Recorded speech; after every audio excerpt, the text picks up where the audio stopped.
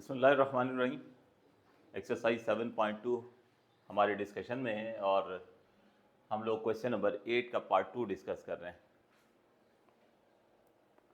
Question number 8 के part 2 में हमसे ये कहा जा रहा है कि the term involving a8 in the expansion of a square minus 1 upon a square to the power 12, यानी एक बाइनोमियल में हमें ये कहा जा रहा है कि आप वो टर्म फाइंड आउट करें जिसके अंदर a to the power 8 involve हो रही हो। यानी एक बार फिर हमसे जो डिमांड की जा रही है वो respect to power of variable, हमसे जो टर्म डिमांड की जा रही है वो respect to power of variable की जा रही है। यानी वो टर्म फाइंड आउट करें इस बाइनोमियल एक्सपेंशन में जिसमें a की पावर 8 हो। तो जिस तरह से प्रीवियस क्वेश्चन में हमें ये कहा जा रहा था कि वो टर्म फाइंड आउट करें जिसमें x टू द पावर 6 हो, या उससे प्रीवियस क्वेश्चन में हमसे डिमांड की जा रही थी कि टर्म इंडिपेंडेंट ऑफ x हो। तो टर्म इंडिपेंडेंट ऑफ x में हम क्या करते थे कि वेरिएबल की पावर को 0 से इक्वेट करते थे। अपने प्रीवियस क्वेश्चन में हमने x टू दी पावर 6 वाली टर्म जब फाइंड आउट करनी थी तो हमने 6 से इक्वेट किया था। बिल्कुल उसी तरीके से ये क्वेश्चन प्रोसीड होगा और हम यहाँ पर हमें वो टर्म चूँकि फाइंड आउट करनी है जिसमें a की पावर 8 इन्वॉल्व हो, तो हम 8 से इक्वेट करेंगे। तो प्रोसीड करते हैं, फिर यहाँ पहुँचते हैं तो आपको मज़ीद एक्सप्लेन करते हैं कि 8 से क्यों इक्वेट किया जा रहा है। तो इब्तदा करेंगे हम। सबसे पहले हमने फार्मूला मेंशन कर दिया r+1h टर्म का। r+1h टर्म का फार्मूला है n combination r, a to the power n minus r, b to the power r। a is the first term of the binomial, या फर्स्ट टर्म को हम a से represent करते हैं जो इस वक्त हमारे पास है a square. b is the second term of the binomial, या second term of the binomial को हम b से रिप्रेजेंट किया करते हैं, तो ये हो जाएगा -1/a square. n index of binomial या एक्सपोनेंट ऑफ बाइनोमियल, जैसे सादा अल्फाज में हम कहते हैं पावर। और r ही रखते हैं चाहे टर्म इंडिपेंडेंट ऑफ x हो या आपको और कोई टर्म मालूम करनी हो respect to power of variable, क्योंकि इस स्टेज पर मुमकिन नहीं होता r को आइडेंटिफाई करना। अब इसके बाद ये वैल्यूज उठाकर हम फार्मूले में पुट कर देते हैं। तो r+1h टर्म का सबसे पहले n कॉम्बिनेशन r, यानी ये हो जाएगा 12 कॉम्बिनेशन r, फिर a की पावर n माइनस r, तो a इस वक्त हमारे पास a स्क्वायर है, तो a की पावर n माइनस r, ठीक है, a की power n minus r, b की power r -1/a square to the power r। अब इसके बाद इसको सिंप्लीफाई करते हैं। 12 combination r as it is होगा, क्योंकि जब तक r की वैल्यू नहीं मिलेगी तो कॉम्बिनेशन की वैल्यू नहीं निकल सकती। यहाँ पर पावर जब आ जाती है, अलजेब्रा का रूल है पावर्स मल्टीप्लाई होती हैं, तो 2 मल्टीप्लाई हो जाएगा 12 माइनस r से, -1/a स्क्वायर है, तो -1 पे पावर r लिख ली हमने, न्यूमिनेटर पे अलग पावर ली, और इसी तरह से फिर डिनोमिनेटर में a स्क्वायर पर भी पावर r आ गई। देखिए प्रीवियस पार्ट में भी आपको बताया था कि -1 की पावर r, इसका काम हमारे रिजल्ट को जो है वो पॉजिटिव या नेगेटिव करना होता है।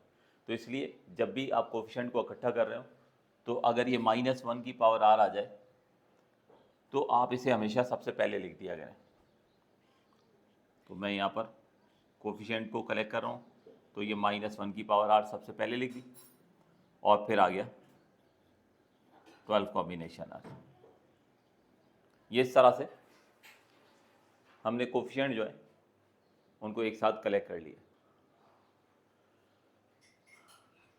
तो -1 हमने -1 टू दी पावर r सबसे पहले लिख दिया, और फिर ये कोफिशिएंट 12 12 कॉम्बिनेशन r हमने एक ब्रैकेट में क्लोज कर दिया।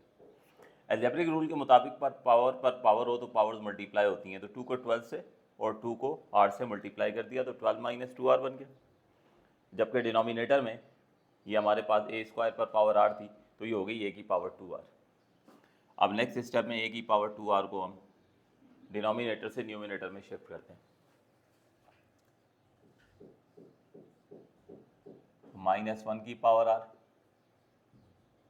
12 कॉम्बिनेशन r, a की पावर 12 - 2r इंटू ए की पावर -2r। फर्दर -1 की पावर r, 12 कॉम्बिनेशन r। अब ये दोनों ए जो है वो सिमिलर एलिमेंट हैं तो पावर ऐड हो जाएंगे। 12 - 2r में ऐड कर देंगे -2r। In the next step -1 की power r into 12 combination r,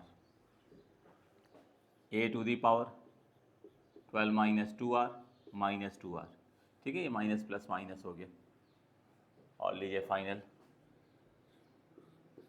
step -1 to the power r, 12 combination r, a to the power 12 - 4r। इसको नाम दे दिया हमने इक्वेशन नंबर 1 का।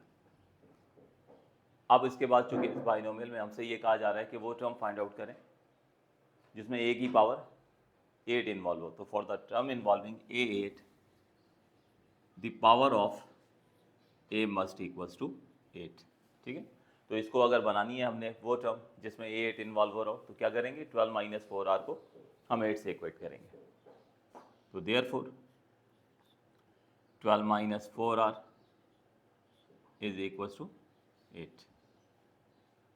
12 - 4r इज इक्वल्स टू 8।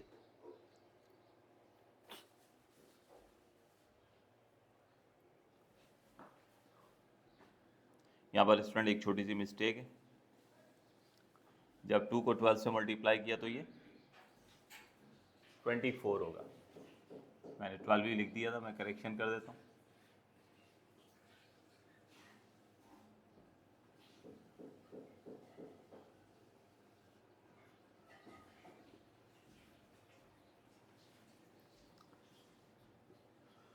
अब 8 को जो है वो हम इस तरफ शिफ्ट करते हैं, उधर हो गया 4r। 24 - 8 ये हो जाएगा 16 इज इक्वल्स टू 4r। और यहाँ से r की वैल्यू ये हो जाएगी 4।